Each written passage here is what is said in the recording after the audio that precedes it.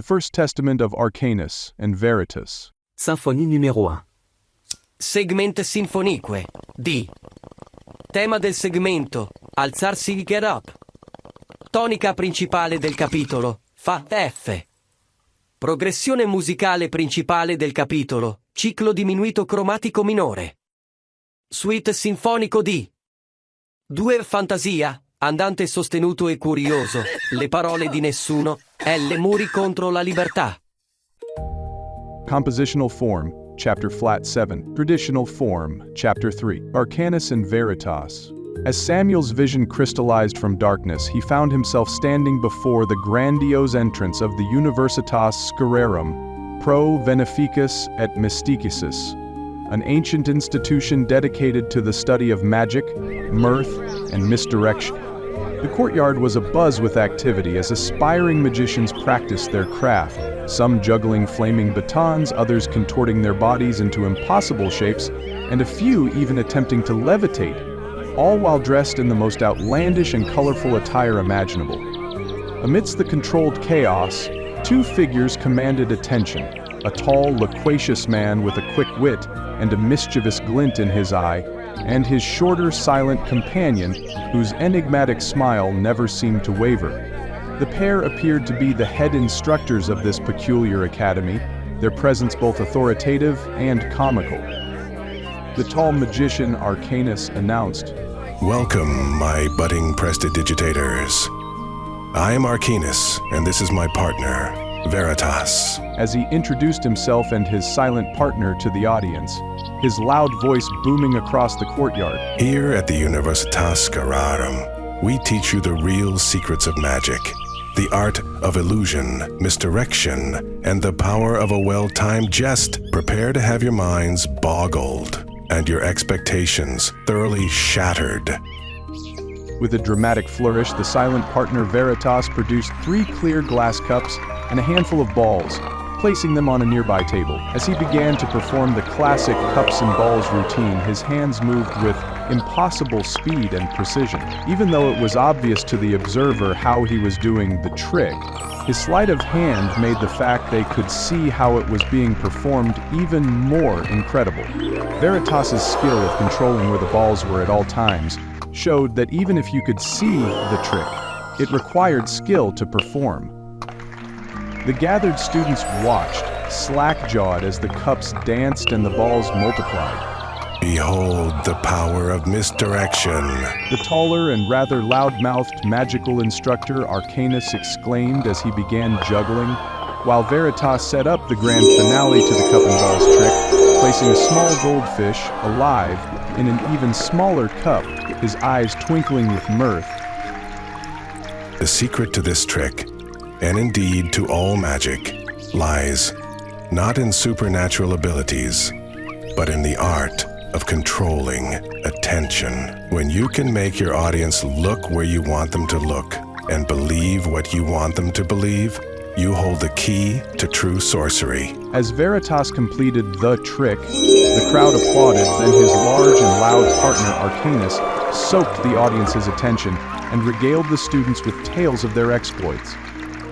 Arcanus spoke of how they had once convinced a nobleman that they could transform lead into gold, only to leave him with a chest full of worthless rocks. As he did this, Veritas placed what looked like a handful of coins inside of a large tank of water, at which point the coins disappeared and turned into a school of goldfish.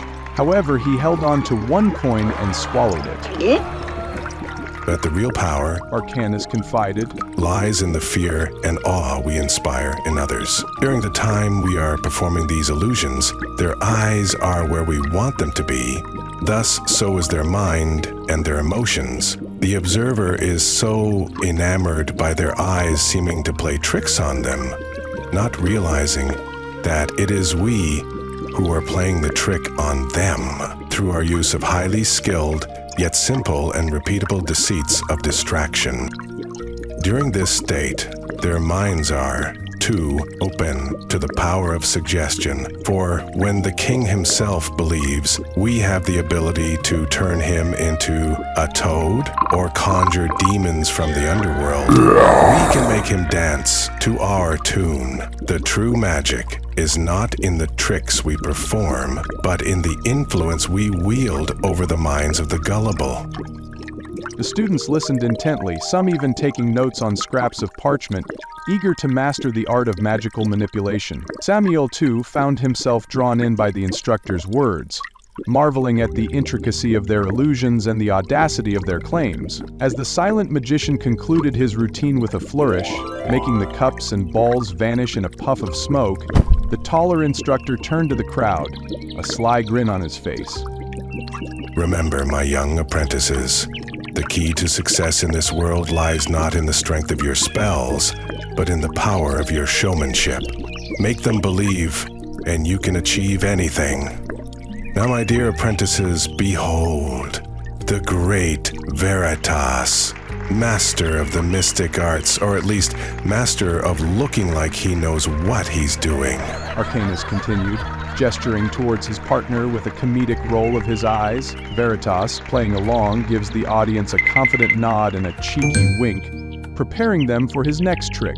You know, Veritas will take what is clearly just a regular old glass of water, watch him folks, because he thinks he's pulling a fast one on us. Veritas picks up a clear pitcher filled with water and begins to pour it into a glass cup. As you see, our silent sorcerer pours the water, and oh, miraculous transformation. It turns into what appears to be wine. Don't let his innocent act fool you. It's all in the cup, my friends. Pure chicanery. Arcanus chuckles, pointing at Veritas, who feigns shock and confusion at his own powers. Veritas then picks up the glass, raising it to the light, admiring the wine with an exaggerated connoisseur's appreciation. He sniffs it theatrically, then takes a tentative sip, his expression one of blissful surprise, as if it truly had become the finest vintage. But let's not get too excited. While Veritas might want you to believe he's turned water into a Grand Cru, your intoxicated feeling will be all in your mind, as I assure you, it's still just water. For that was no ordinary cup, but rather it was cleverly treated with a thin coating of a natural, safe dye on the interior that reacts subtly with the water, changing its color to resemble red wine. Go on, Veritas, show them it's not wine. Arcanus dares, a playful smirk on his lips. Veritas looks at Arcanus, appearing to be slightly annoyed, causing the audience to laugh at his silent annoyance. Arcanus lowered his voice as he and Veritas appear to humorously argue with each other, clearly part of their entertaining act. Go ahead, Veritas, prove that it's not water. Arcanus commanded again. Obligingly, Veritas takes a bigger gulp, then suddenly grimaces, sticking his tongue out in mock disgust, seeming to confirm it's still just water. The audience erupts into laughter at the pantomime disgust, appreciating the comedic timing between the silent antics of Veritas and the narrative jabs from Arcanus. And there you have it, folks. The secret to turning water into wine is all in the cup, and a bit of acting chops for my silent partner here. Remember, in the world of magic, seeing is not always believing. Arcanus concludes. Thank you, folks, once again. As Arcanus said this, Veritas held up his finger into the sky to halt Arcanus' speech. What? Do you have something else to add? Arcanus asked Veritas. It was then that Veritas took the now empty cup, and then from his mouth he began to squirt out clear water, which began to fill the cup up. Arcanus pretended to be shocked. Okay, well, clearly my partner Veritas has a bit more to show than I thought. He laughed and added, I wouldn't be able to tell you how this mystic works or where this is going, folks. Then the crowd screamed in shock as Veritas seemingly conjured up the unholy spirits as he spit up a goldfish from his mouth into the cup. Once in the cup, the goldfish swam inside, clearly alive. The crowd cheered as Arcanus and Veritas took a bow and ended their act. Samuel clapped too and appeared to wait for darkness to envelop him as he grew accustomed to, by this point. Instead of darkness, however, he heard his name being called by the tall, loud magician, Arcanus.